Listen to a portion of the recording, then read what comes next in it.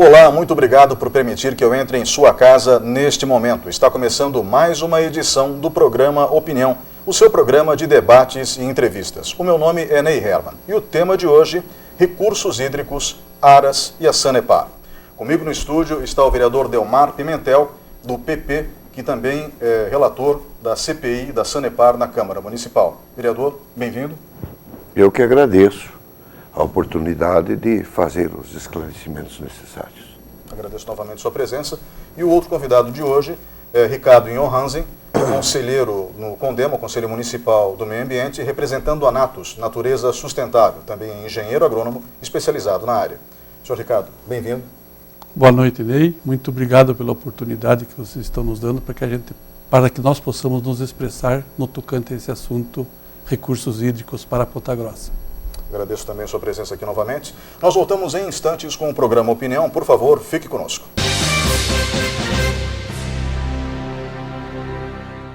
Olá, estamos de volta com o segundo bloco do programa Opinião. O tema de hoje, recursos hídricos, o Aras e a Sanepar. Comigo no estúdio está o vereador Delmar Pimentel, do PP, e o senhor Ricardo Johansen, que é conselheiro do CONDEMA. Senhores, nós temos alguns processos acontecendo em Ponta Grossa que tem mobilizado a sociedade civil organizada, e tem um em particular envolvendo o Instituto das Águas e a Sanepar, que chamou a atenção de uma série de ambientalistas. Esse processo é simplesmente o seguinte: a tentativa de reclassificar os rios da região, mudando uma classificação que é federal, que não é estadual. Portanto, o Instituto das Águas nem teria, digamos assim, a capacidade legal de fazer qualquer tipo de alteração nesse sentido. Mas, basicamente, o que eles querem é aumentar a permissão legal para poluir. Correto. E esse estudo foi encomendado pela Sanepar, de acordo com informações que nós temos. Correto. Eu gostaria que o senhor pegasse e nos detalhasse como mais ou menos funciona essa classificação, senhor Ricardo Johansen, para que o público de casa possa entender. Pois não, Ney. A classificação do enquadramento das águas superficiais foi editada por uma resolução do CONAMA, do Conselho Nacional do Meio Ambiente, e dentro desse enquadramento classificou as águas como classe especial, que é aquela água que verte da nascente, a classe 1, que é a que escorre imediatamente a seguinte e vai a um determinado ponto, a classe 2 já começa a ter utilidade para dessedentação humana, ou seja, a água que pode ser tomada pela população, água para dessedentação, água para irrigação. A classe 3 é uma água que já admite uma certa possibilidade de lançamento e contaminação de água, contaminação da água provocada por atividades humanas, mas ela, passando por um processo de tratamento simples, filtragem e uma breve cloração, pode ser utilizada para consumo humano. E a classe 4, essa, pela legislação, em função das inúmeras ações que podem ser, das inúmeras atividades que podem ser utilizadas por ela, e pelo grau de contaminação existente, não é mais passível de ser utilizado para consumo humano. Ela é utilizada para navegação e lazer que não seja natação. Senhor Ricardo, eu gostaria de entender o seguinte agora. A proposição do Instituto das Águas, inclusive o senhor fez parte do Instituto das Águas durante um tempo, a classificação proposta pelo Instituto era de aumentar justamente em 3 níveis a classe 4, que é a mais poluída. Isso já seria por si só um escândalo em relação aos órgãos ambientais, ou estou errado? Não é. Existe uma proposta porque o Instituto das Águas, como agência reguladora no estado do Paraná, ela regula junto com os comitês de bacias dos grandes rios e dos pequenos rios, mas são as grandes bacias do estado, que são em número de 16, e nós aqui em Ponta Grossa estamos na cabeceira do rio Tibagi. Então, o Comitê das Águas que faz o balanço entre a qualidade, a quantidade e a disponibilidade de água, com prioridade primeiro para o consumo humano. Essa é a prioridade. Então, dentro desse processo de classificação, e a água também dentro dessa legislação, a água, os rios, eles são utilizados para descarte das estações de tratamento, no processo de diluição do esgoto sanitário, diluição do esgoto industrial e diluição de todo o caudal que vem, inclusive a diluição de água de chuva quando tem uma torrente muito forte.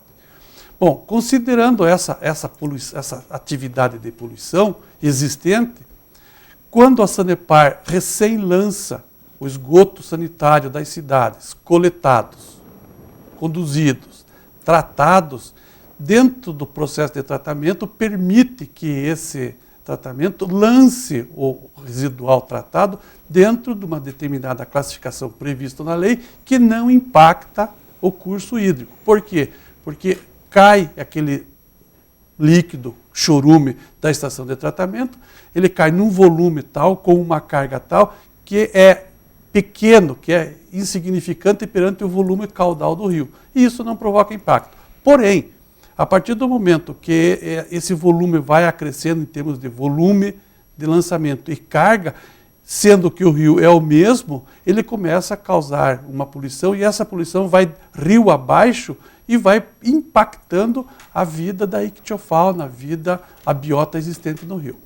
Quando a Sanepar solicitou o serviço por agência de bacias, era na linha de que, permitindo um pequeno acréscimo nessa DBO, que é o parâmetro utilizado para análise dessa água lançada, era aumentar um pouquinho a mais para que ficasse dentro da capacidade de tratamento das estações de tratamento de esgoto. Com isso, ela ficaria livre de estar sendo autuada por lançamento indevido. O Instituto das Águas fez essa reclassificação, encaminhou isso daí para o Comitê de Bacia do Rio Tibagi, que é o segundo rio que já está em processo avançado de enquadramento para, na sequência, vir a cobrança pelo uso da água. Eu gostaria que o senhor explicasse para a gente, senhor Ricardo, o que é DBO, para que as pessoas possam entender em casa. DBO é um parâmetro que foi instituído, desenvolvido na Inglaterra há muitos anos atrás, que é a demanda bioquímica de oxigênio, ou seja, tem a DBO e a DQO. A DQO é a demanda química de oxigênio e ela pode ser desenvolvida e aplicada pelo homem em laboratório. E a demanda bioquímica de oxigênio é a degradação, a depuração da água por um determinado período. Então, na Inglaterra, quando foi desenvolvido esse procedimento, eles entendiam que lançando uma determinada carga num determinado rio, eles foram avaliando e chegaram com os estudos elaborados que no quinto dia, aquele volume lançado, com aquela carga lançada, atuando na Inglaterra, no quinto dia a DBO lançada tinha zerado. E a partir dali seria praticamente zero. O que é a DBO em termos de definição? DBO é a demanda bioquímica de oxigênio, do elemento oxigênio, porque nesse momento em que o efluente é lançado na água, no corpo hídrico, as bactérias existentes promovem a oxidação e o movimento da água, o turbilhonamento da água, promove a oxigenação da água, ou seja, também a depuração que nós entendemos que é a limpeza da água. Senhor Delmar Pimentel, eu quero chamar o senhor para a discussão nesse momento, embora seja uma discussão técnica nesse princípio, para que as pessoas possam entender do que se trata esse pedido da Sanepar ao Instituto das Águas. Eu preciso perguntar, já que o senhor tem uma larga experiência como vereador, são mais de 24 anos, se eu não me engano, atuando no Legislativo, o simples fato de ser uma lei federal, um órgão estadual, não poderia regular, a menos que eu esteja equivocado. Eu gostaria que o senhor me orientasse nesse sentido. Além disso, a mudança de classificação, já com tudo que o senhor vem pesquisando na CPI da Sanepar, não seria adequada, pelo menos neste momento, em virtude do que vocês descobriram com a Comissão Parlamentar de Inquérito? Veja bem, Eli, falando das leis federais, já no passado, já estava vindo de cima para baixo algumas situações onde nós apresentamos, inclusive, alguns projetos de leis locais para inibir que a lei federal se sobreponha, porque muitas vezes a lei federal não pode se sobrepor à cidade e nem ao Estado. Nós temos aqui uma limitação que nós podemos chegar e podemos fazer. Quanto à a isso que a Sanepar está fazendo, eu acredito que isso daí dá o diploma de burro para a sociedade. Nós tivemos uma CPI, eu já tive no passado, inclusive citei na rádio para você, que nós tivemos uma lei que nós fizemos em Ponta Grossa, que correu no Paraná inteiro. Nós divulgamos aqui, todas as cidades fizeram, os 400 municípios.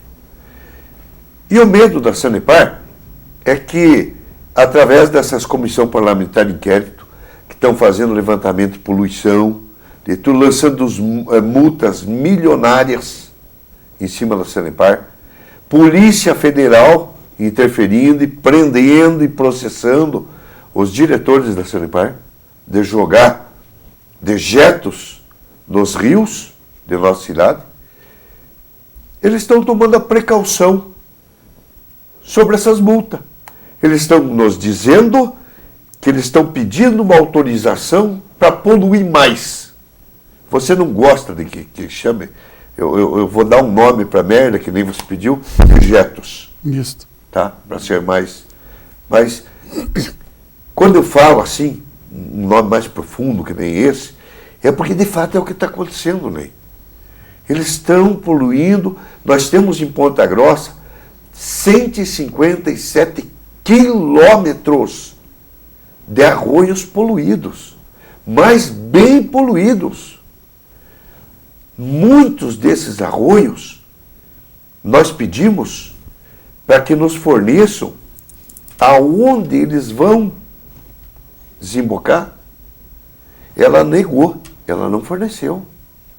Nós temos aí já conhecimento que muitos, o Ricardo até pode explicar melhor, muito desses arroios, que Ponta Grossa é uma quantidade enorme de arroios, 157 quilômetros. Isso na área urbana, né? Sim.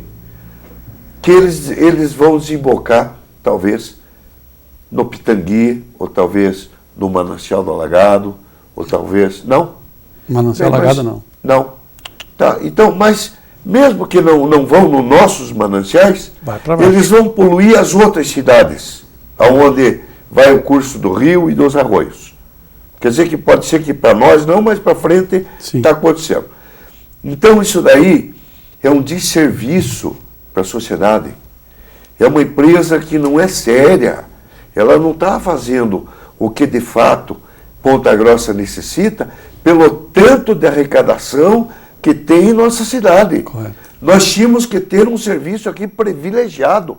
Nós faturamos 10 milhões de reais, tá, por mês de água e saneamento, que a Sanepar fatura. Só para você ter uma ideia, Ney, do que representa isso, nós temos hoje um orçamento do município para tudo, 650 milhões de reais por ano. Ponta Grossa inteira, em tudo, dinheiro do governo, em tudo. Desses 650 milhões, não sobra 20 milhões no ano para fazer obra. Não sobra. Se sobrasse 20 milhões, eu estava super contente. Era muita obra em Ponta Grossa.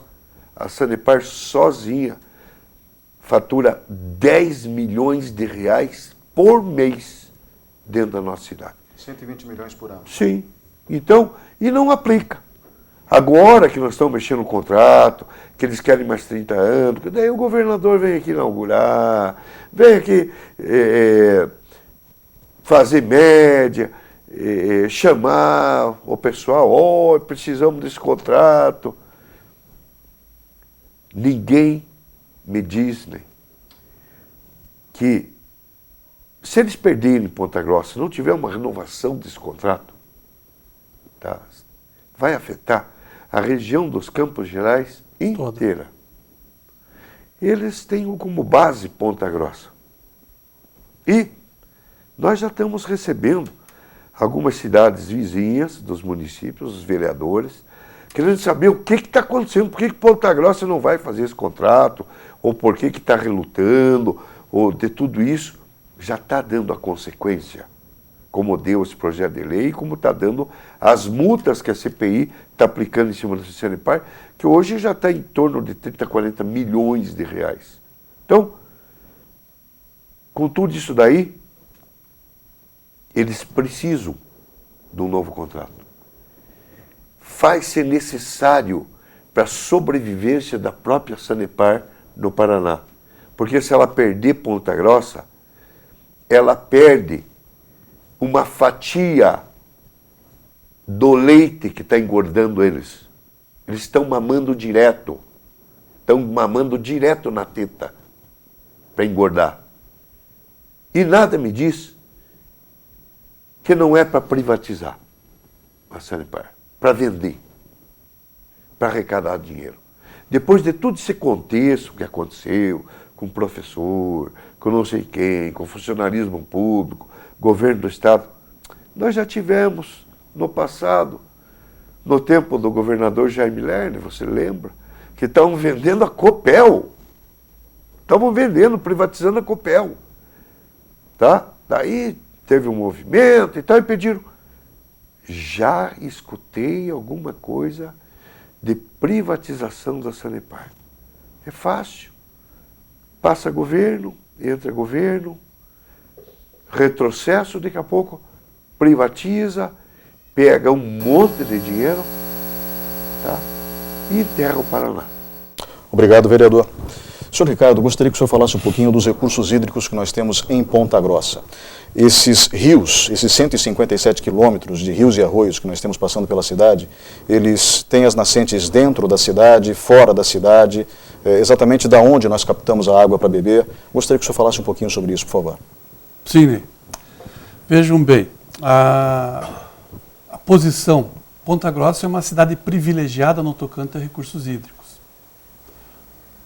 Graças a políticos de outrora que perceberam a presença do rio Pitangui e nos estudos que foram feitos fizeram uma barragem pequena em 1930, depois elevaram a barragem, fizeram em 1960 fizeram a segunda barragem, que é a que atende primeiro a usina hidrelétrica da Prada. E como tem um potencial grande, a represa também serviu para atender na época o SAS-PG, trazendo água para Ponta Grossa, baseado num represamento do rio Pitangui. Apenas para explicar para as pessoas que estão nos assistindo agora, a Companhia Prada de Eletricidade existiu durante um bom tempo, era uma companhia privada e depois foi absorvida pela Copel. E a SAS-PG era a empresa de saneamento e águas que antecedeu a Sanepar. Por favor, continue. Então, com esse potencial, na época estudado e avaliado em termos de armazenamento, Ponta Grossa teria água para talvez aí até 300 mil habitantes. Naquela avaliação, 1960, 1970. Ponta Grossa tinha 100, 120 mil habitantes, tinha talvez 2, 3 empresas, industrial e comercial, então o potencial existente era grande. Considerando isso daí, não se preocuparam mais. A única coisa que eles fizeram foi, depois de estar na Sanepar, foram as estações de tratamento, né? Estação de tratamento de água, porque tinha a primeira aqui próximo ao Júlio Tudorico, depois foi feita a grande no Jardim Carvalho, que é utilizada até hoje. E as estações de tratamento de esgoto nos diversos pontos da cidade para atender a população existente. No tocante a recursos hídricos, Ponta Grossa tem cabeceira, fora os pequenos arroios do centro da cidade, tem nos diversos pontos da cidade que também nasce, porque nós estamos numa altitude de 880, 900 metros, isso aqui é alto perante a situação brasileira.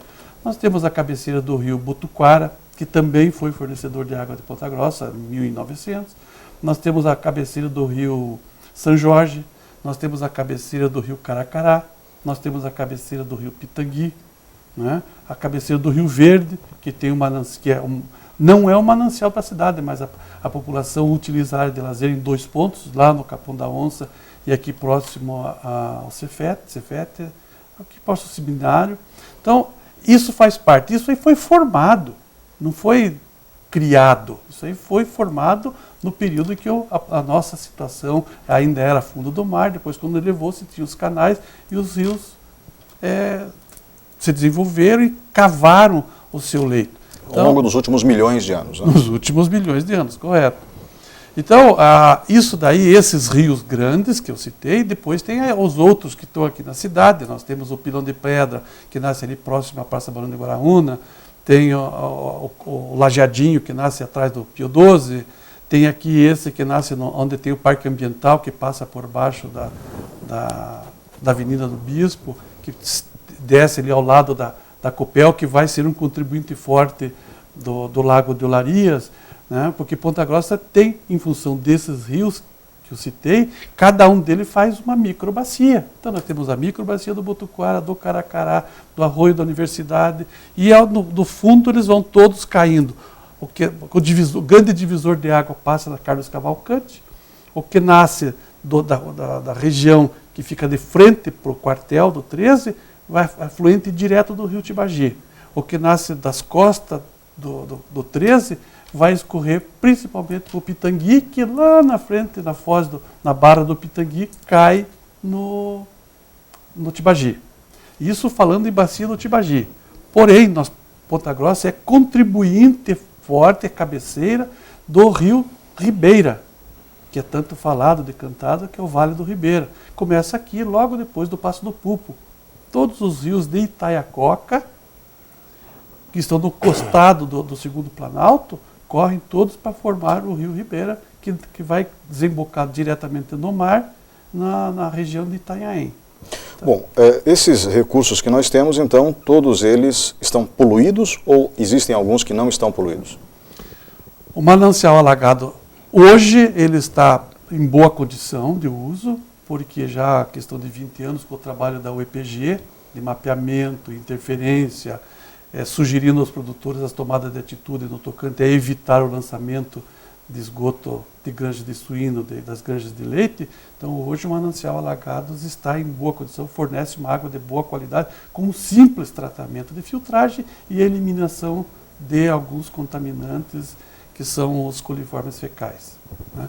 Agora, os outros rios, todos eles têm elevado nível de contaminação.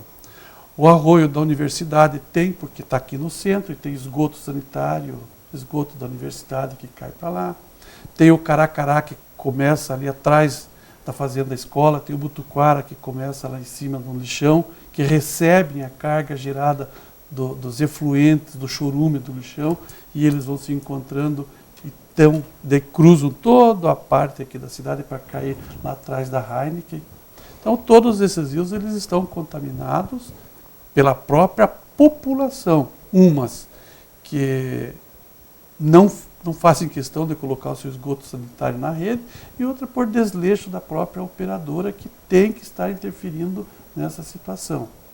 Então todos os arroios, os rios, cabeceiras estão contaminados. Tem esse arroio que nasce aqui no centro da cidade, próximo aqui ao Hotel Vila Velha, que está sendo motivo de discussão, que é um dos formadores do Arroio da Ronda, porque o Arroio da Ronda tem a cabeceira, tem 4 ou 5 cabeceiras. Começa o arroio da Vila Eugenberg, passa aquele outro que passa atrás do Mercado Condor, aquele que passa atrás da prefeitura, que nasce ali próximo do CREA, né? Todos eles se reúnem junto com esse daqui do arroio que passa atrás do Hotel Vila Velha e que passa dos fundos do Parque Margherita Mazzini, está todos contaminados, todos contaminados com o esgoto sanitário. Depois tem ainda a participação da sociedade, né? Porque que é culpada, é responsável pelo mau nível de contaminação dos arroios existentes. Porque chove, a água vai para lá. E do arroio nós tiramos a água. Mas o arroio não dá fogão a gás, sofá, carcaça de fuque. Mas isso está lá dentro do arroio, mas o arroio não traz isso para nós. Então, uma grande responsabilidade da comunidade de entorno desses arroios é da população que mora marginal. Isso porque a questão de 20 anos atrás ou 30 anos atrás, a nossa cidade de Ponta Grossa era bem conservada, mas com o advento do crescimento, as lideranças políticas foram permitindo que a população vinda de fora se instalasse nessas regiões que são de preservação permanente, que é 30 metros de cada margem do arroio, mesmo que seja de 1 metro. Correu água, ele tem que ter uma proteção de 30 metros. E as lideranças permitiram que essa população mais carente se instalasse ali. Passaram-se 20 anos, eles se acham no direito adquirido de permanecer. Continuar. Só que, grande parte dessas casas, elas foram beneficiadas pela liderança municipal e foram acobertadas pela liderança estadual, que permitiu que a Sanepar instalasse água, mas não se preocupasse com a rede de esgoto, com a Copel, que instalasse energia elétrica. Então, eles levaram essa população, levaram os benefícios, mas não se preocuparam com o ônus do processo. Ou seja, legalizaram o processo. Legalizaram o processo. Esse esgoto dessas casas vai direto para o arroio. A Sanepar hoje está fazendo a bacia de Olarias, deve estar passando por esse processo. Agora, vão fazer uma barragem no arroio de Olarias e a gente não sabe, porque quando saiu a outorga para fazer o barramento, já vai fazer o que? 20, 30 anos, vereador Delmar. Todo o costado da Vila Odete tinha meia dúzia de casas. Hoje, a costado da Vila Odete, aquilo ali, hoje está tomado de casa. Então, é uma outra situação. Uma outra realidade. É uma outra realidade. Eu acredito que nós teremos problema no futuro com o Lago de Olarias. Tomara que não aconteça. Nós vamos agora para um breve intervalo e voltamos em instantes com o programa Opinião.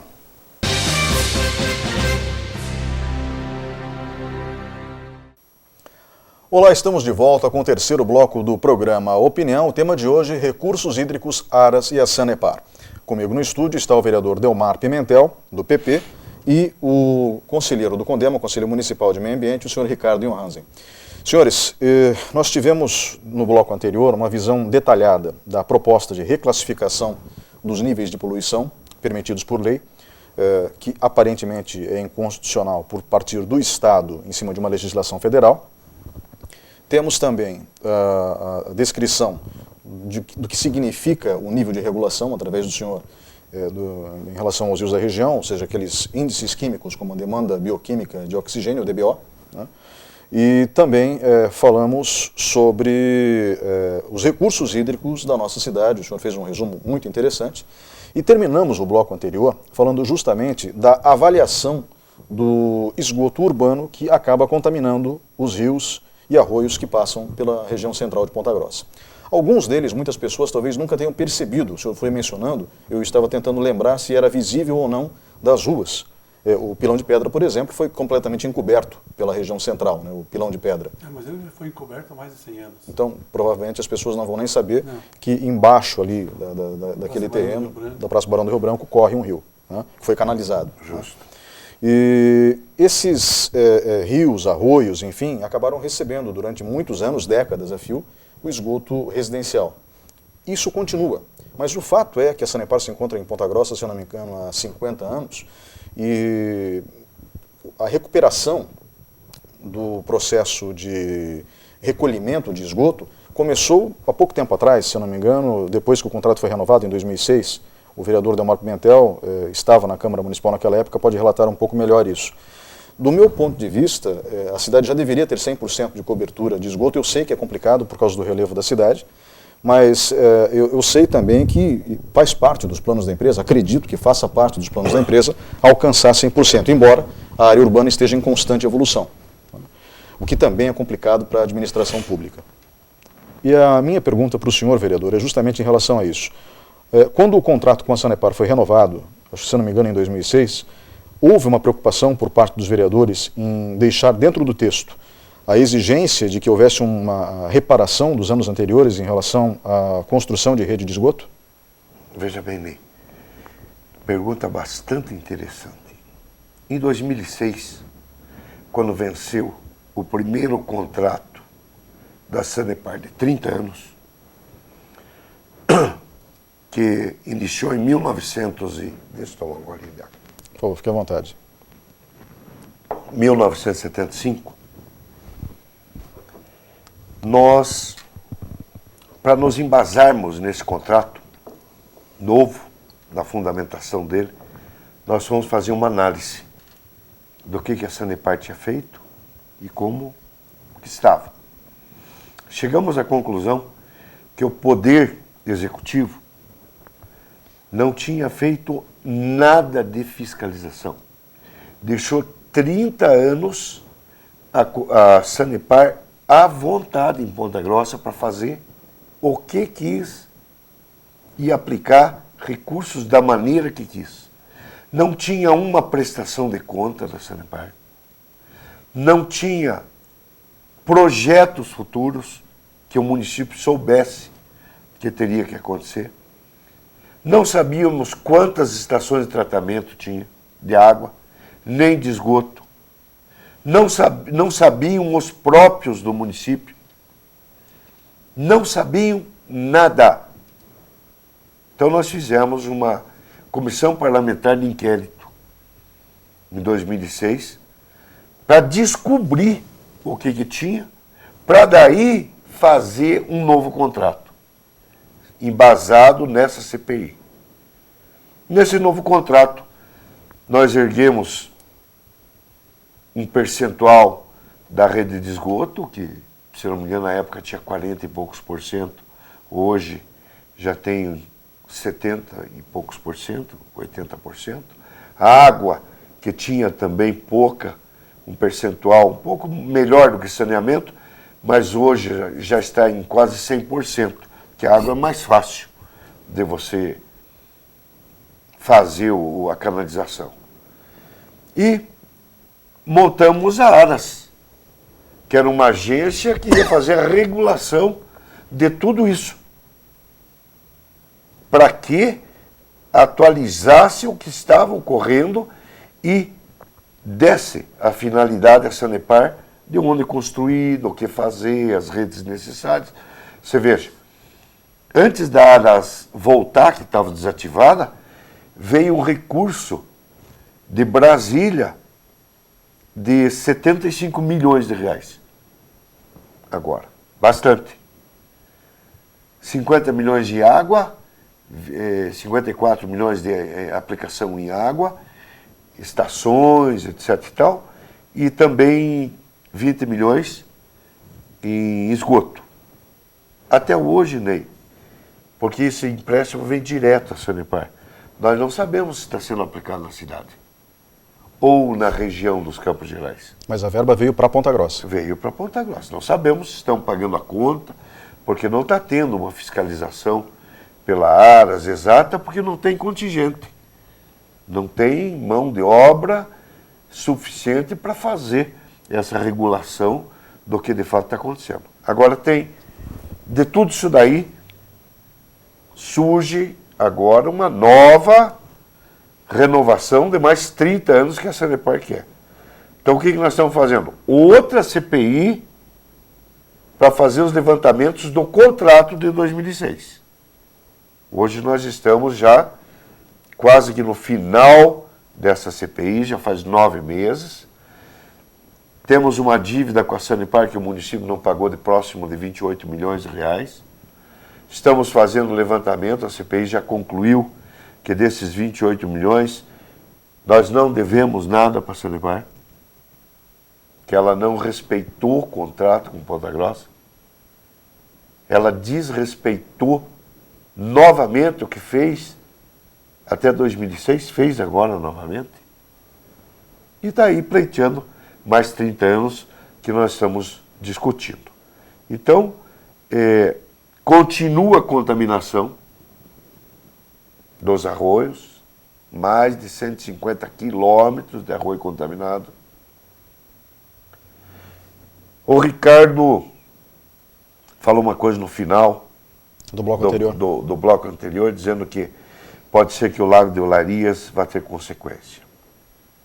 Eu fui a pessoa que entrou no Aras e desenterrou o Lago de Olarias.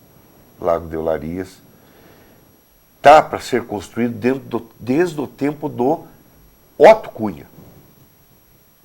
Desde os anos 80. Pedro, passou Paulo, passou Joselito, passou Péricles, 2 mandatos do Vosgrau e agora está saindo do chão. No tempo do Péricles, ele fez uma parte e daí com recursos próprios não conseguiu terminar. Eu acho que é a melhor coisa do mundo nós fazemos no Lago do Larias? Nós desenterramos, inclusive o Ricardo ajudou, pedras de tudo que é local.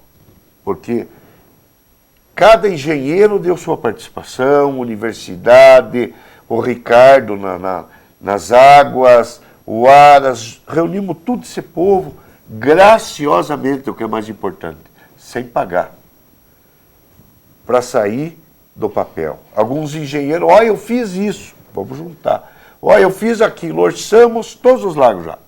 O primeiro e o segundo, está orçado. É só realizar. Né? E acredito, visitei muitos lagos. Muita gente diz, mas que lago que é esse? Uma mulher me perguntou, Ricardo, escuta, esse lago vai sair ali em cima do parque ambiental? Ali já tinha um... Sim. Não. Né? Se não, o povo muitas vezes, ele não se atém àquilo que a gente está falando, ele não imagina. Então a gente tem que exemplificar. Né? O primeiro lago de Olarias, que nasce lá no Jardim Europa, e vai desembocar bem na ponte da Vila Santana, do lado, você indo daqui para Vila Santana, bairro Vila Santana, do lado direito, primeiro e segundo lago ali. Tá? Ele tem 750 metros de comprimento o primeiro, por aproximadamente 250 metros de largura. São 120 no mínimo, 120 mil metros quadrados de área. De lâmina de água. De lâmina de água. Se tiver 1,5 metro de profundidade, são 180 milhões... 1.000 metros cúbicos. 1.000 metros cúbicos de água, milhões de litros de água. Milhões de litros. Né? Que ele serve para conter enchentes, como lazer, que vai ser. Vai ficar muito bonito. E eu tive essa preocupação, Ricardo, e gostaria que você, como engenheiro que entende, esclarecesse. Primeiro lago desse tamanho, a universidade me forneceu o seguinte dado, que quando ele abrir para encher, além de que é o início da despoluição, porque agora, tendo o lago, vai ter que despoluir na marra, como aconteceu em Londrina, como aconteceu em Maringá, como aconteceu em Curitiba.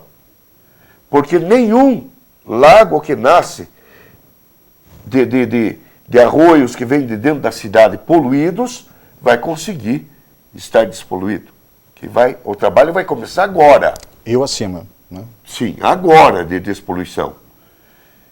Mas, quando eu desenterrei esse projeto, junto com o prefeito Marcelo Rangel, que me determinou que eu fizesse isso, e assim eu fiz, a universidade, o Nuclean, me forneceu o dado do seguinte: quando abrir o lago que encher, 70% da água vai ficar depurada devido aos raios ultravioletas, podendo, inclusive, algumas espécies de peixe ser colocado. E daí para frente começa a despoluição total. Já o ex-prefeito Pedro Vosgrau deu uma desculpa para não fazer o lago, dizendo que ia ser um esgotão. Né? Então, eu procurei saber a fundo disso daí, mas gostaria de escutar a opinião, até para meu contentamento, do como, Ricardo, você que entende, como que vai ser feita essa despoluição. Me explica isso aí. Na verdade, essa é uma pergunta que eu acho que muita gente em casa tem na cabeça e que eu vou formular também diretamente. Esse processo de verificação da ligação clandestina de esgoto, do esgoto sendo jogado direto no arroio, isso não é tão difícil assim de ser verificado. Basta que a Sanepar, eu imagino, ou a prefeitura, acho que nesse caso é a Sanepar, mande para a rua equipes de fiscalização para verificar o que está acontecendo. Correto? Isso já está sendo feito. Começou, mas tem que abranger a cidade inteira, né? Precisa só na região do lago 14 mil VTAs, Vistoria Técnico-Ambiental. Parece que já tem próximo de 4, 5 mil feitas. Que bom, que bom. Se o senhor pudesse, então, responder a nossa pergunta, né? Veja bem, realmente lagos, barramentos de água instalados dentro de perímetro urbano é um problema. Porque nós estamos comentando aqui a presença do esgoto sanitário na água, que é o que causa maior problema. Sim. Porém, quando chove, ocorre uma lavagem das ruas, que são impermeabilizadas. Para onde é que vai essa água? Vai para os arroios, vai para a galeria de águas pluviais e vai cair aonde?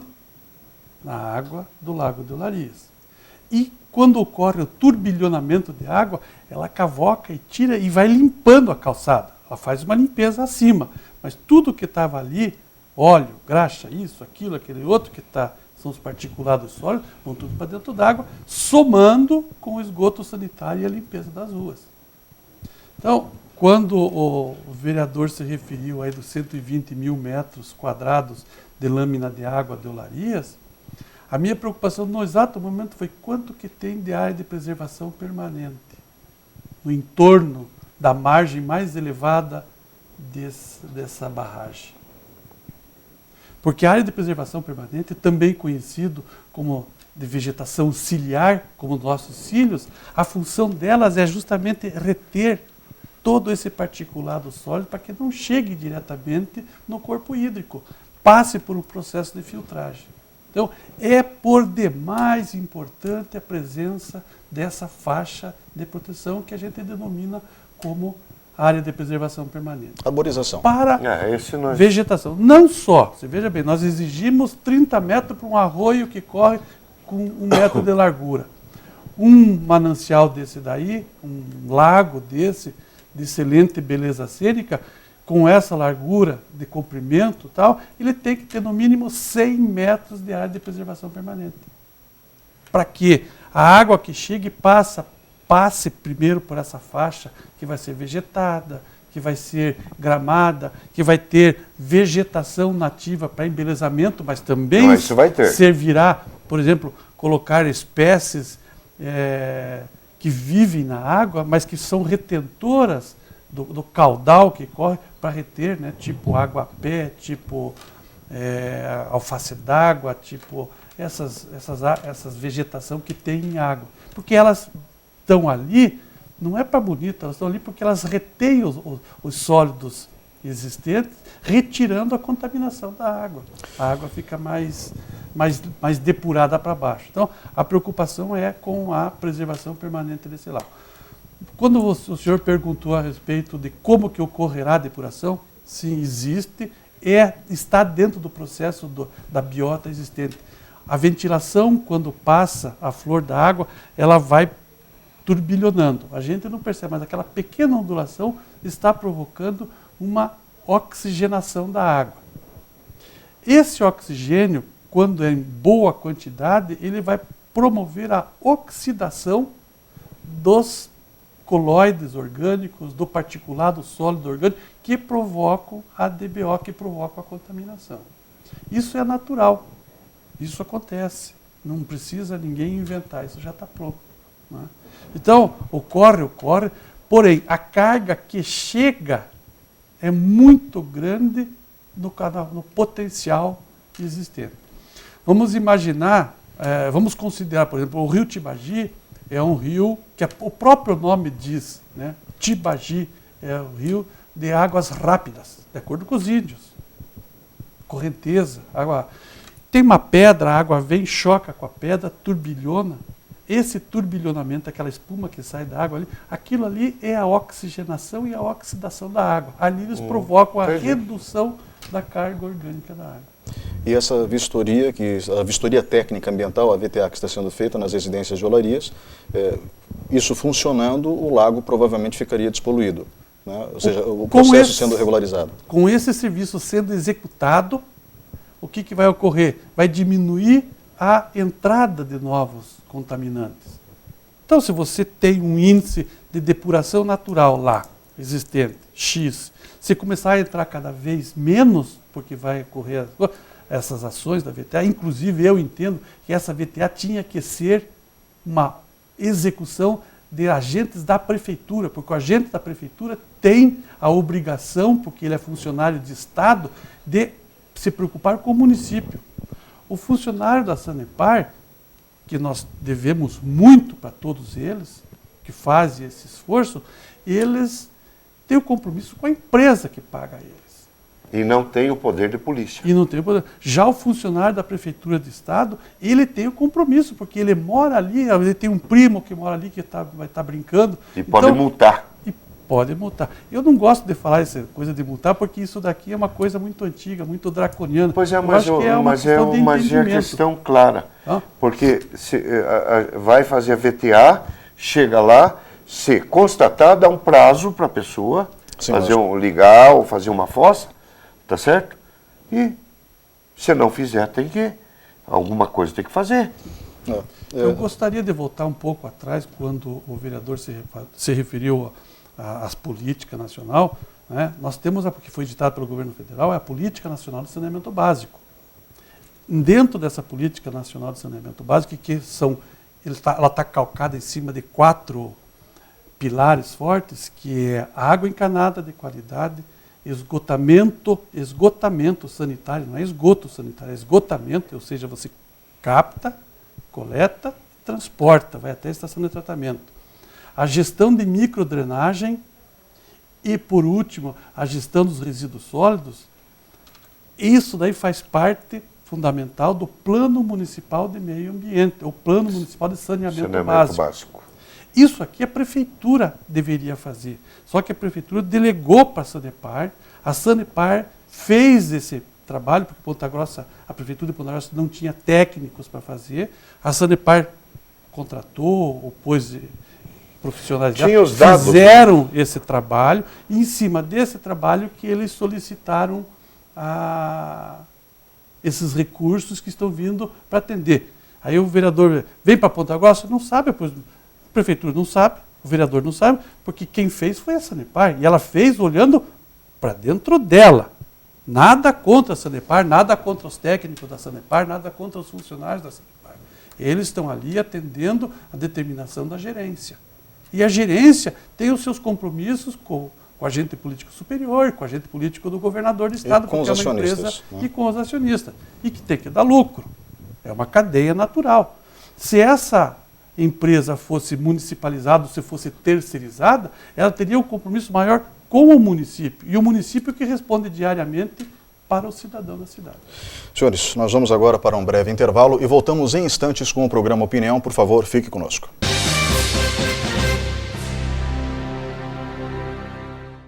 Olá, estamos de volta com o quarto e último bloco do programa Opinião. O tema de hoje, recursos hídricos, Aras e a Sanepar. Senhores, nós falamos de tudo ao mesmo tempo, mostrando como esses assuntos estão interligados. Comigo no estúdio o vereador Delmar Pimentel do PP, o senhor Ricardo Johansen, conselheiro do Condema. E eu gostaria, senhor Delmar Pimentel, o senhor que reativou a Aras agora na gestão Marcelo Rangel, que o senhor explicasse de uma maneira breve o que é o Aras, ou a Aras, melhor dizendo, né, para a população que está nos assistindo. A Aras é uma agência reguladora, única no Paraná, quando foi montada em 2006. Municipal, que controla a Sanepar. Bem rapidinho, tudo aquilo que a Sanepar não faz em prol do povo, é só ir na Aras e reclamar que a Aras vai intervir junto à Sanepar e imediatamente vai fazer com que isso aconteça. Seja conta de água, seja ligação, seja fiscalização, seja asfalto mal feito, uma rede que seja necessário, o esgoto que estourou, enfim, conta alta que está fugiu da sua finalidade, né? Então tudo isso daí a agência reguladora está lá para regular essa ação perante a Sanepar. Eu agradeço muito a sua participação no programa de hoje e gostaria, senhor Ricardo Johansen, que o senhor falasse como mensagem final, já que o senhor é o conselheiro do Condema, né, para a população de Ponta Grossa em relação a recursos ambientais, como a população deve se portar diante dos corpos hídricos. Deve ter, basicamente, a consciência de entender que rios e arroios não são depósitos de lixo para iniciar a conversa, né?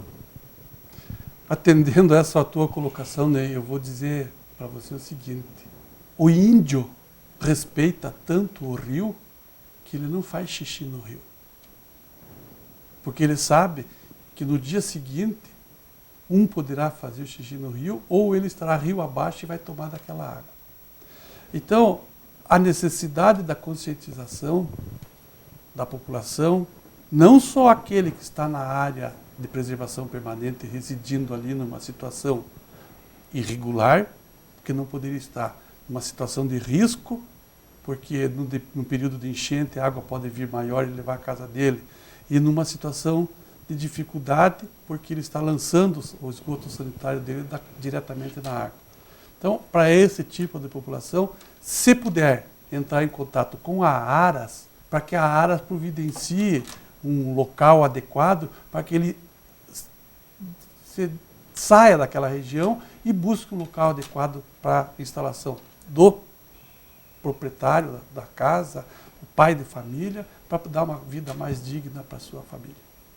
Senhor Ricardo, também muito obrigado pela participação no programa de hoje e obrigado a você que estava em casa nos assistindo até agora. Por favor, mande seus comentários através do e-mail neyherman@hotmail.com ou ney@neyherman.com. Obrigado pela sua audiência e voltaremos na semana que vem.